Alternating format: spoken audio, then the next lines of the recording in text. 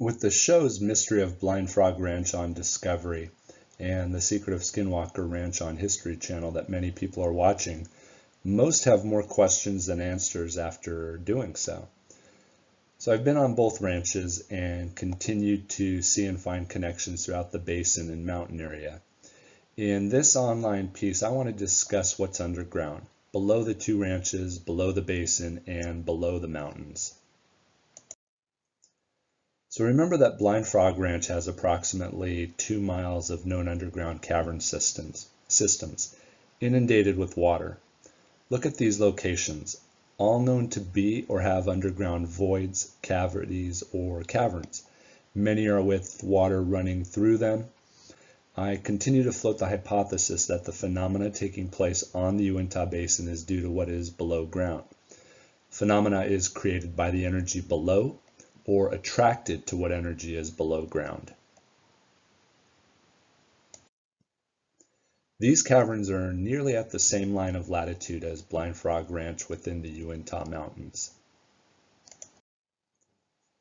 Again, the entrance to the Underworld below the Uinta Mountains. Inside the caverns, you can travel in multiple directions. So what exactly is part of the hypothesis? First, is there an ancient site or sites located below ground? At this or these locations, is there something natural or technology present that are creating transient energy that is creating or attracting phenomena to this part of Utah? Now, I believe that the high strangeness taking place may directly be connected to the unusual magnetic and electromagnetic anomalies being collected with technology, such as my magnetometer, 3D ground imager, spectrum analyzer, and deep penetrating metal detection unit. I also believe that the underground phenomena might be directly tied into historical records or artifacts below ground. Could sites also contain precious ores or already smelted gold turned into bullion? Multiple oral traditions are tied into same locations. This I'll discuss on a future presentation. We were approximately 4/10 of a mile below ground when we reached this. This is the beginning of an underwater sump, or large submerged underground domain, approximately 1,000 to 1,400 feet long, which is about 0.27 miles, full of water. It's an underground lake. Then on the other side, it enters more caverns. Now, two divers have gone to the next cavern, but they stopped there when they saw that the next collection of water was even larger than the one that you see here. You must remember that there are cave entrances all over the place at both Blind Frog Ranch and Skinwalker Ranch, throughout the mesa above Skinwalker Ranch, and throughout the Uinta Mountains. This one went far back before dropping downward. What you're looking at is a 4.25 pound bar of gold bullion that was discovered by a construction worker that was digging in Mexico City. It was dropped and lost by Hernan Cortez's men on the 30th of June, 1520, as they fled from Tenochtitlan. Now, many archaeologists state that the Aztec treasure was small, and that Mexico really has very little gold, that the Aztec never had a huge abundance to begin with. Well, they're wrong. Not all the gold that the Aztec had came from Mesoamerica. They had enough gold that when the conquistadors were slaughtered during their retreat, their weighted down bodies sunk to the bottom of the aqueducts that surrounded Tenochtitlan because they were too greedy to leave the gold behind when fleeing. The Aztecs had to get the gold from elsewhere. According to Native Americans in the United States, guess where that was? It was the Southwest.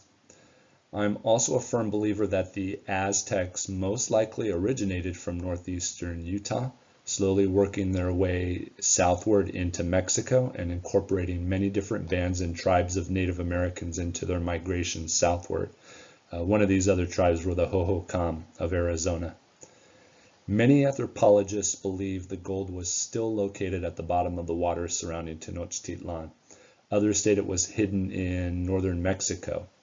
But when you follow the actual oral tradition stories originating from the Aztecs, who were really known as the Culua Mexica, that lived during the conquest, then later the Nahuatl people of Mexico, also stated this, that it's very likely that large caches of gold were broken up into 7 caches and deposited in locations from north central Mexico all the way up to Utah, which were the Aztec ancestral lands. The largest cache would have been secured at Shin-ob, which was really returning the gold to where the Great Spirit Towats dwells. And Shin-ob literally translates into that, where the Great Spirit dwells. Now this is a smelter located a couple miles east of Crow Creek, meaning just east of Blind Frog Ranch, since Crow Creek runs right down the middle of the property. Did the Spaniards track down where the gold source for Mesoamerica was coming from? Once they did, they took many precautions to keep that secret for as long as possible. Something also to think about and consider. The high Uintas were extensively glaciated during the last ice age, and most of the large stream valleys on both the north and south sides of the range held long valley glaciers. However, despite reaching to over 13,500 feet in elevation, the climate today is sufficiently dry that no glaciers survived even before the rapid current glacial retreat began in the middle 19th century. The Uintas are the most poleward mountain range in the world to reach over 13,000 feet without modern glaciers, and are in fact the highest mountain range in the contiguous United States with no modern glaciers. Now, permafrost occurs at elevations above 10,000 feet and at times can form large rock glaciers only. They are also the only east-west trending mountain range in the Rocky Mountain system. These are some more data points required to solve the puzzle. The Uinta Mountains and Basin are full of mystery and wonders, some still waiting to be solved, and with it I know will come some of the answers as to what is occurring at Blind Frog Ranch and Skinwalker Ranch. And this is a one-off I just wanted to quickly discuss. So many things look out of place. This is on Blind Frog Ranch. Now I was unable to use my equipment at this location because of the positioning of the stones at the base of a steep hillside. They're large, heavy, and creating blockage to what's behind. So several categories of repeating unexplainable phenomena in northeastern Utah are occurring. We're having disrupting electronics and technology, and this is a big one. Underground voids, cavities, or caverns are another. We have Native American connections that need to be discussed more and looked into. A felt presence, meaning our non-human intelligences attempting to communicate with us. And then other dimensional or interdimensional connection. You can see this at the triangle area at Skinwalker Ranch, or what's been seen occurring at Homestead 2 on Skinwalker Ranch. So stay tuned. We'll discuss more about the basin in future YouTube presentations.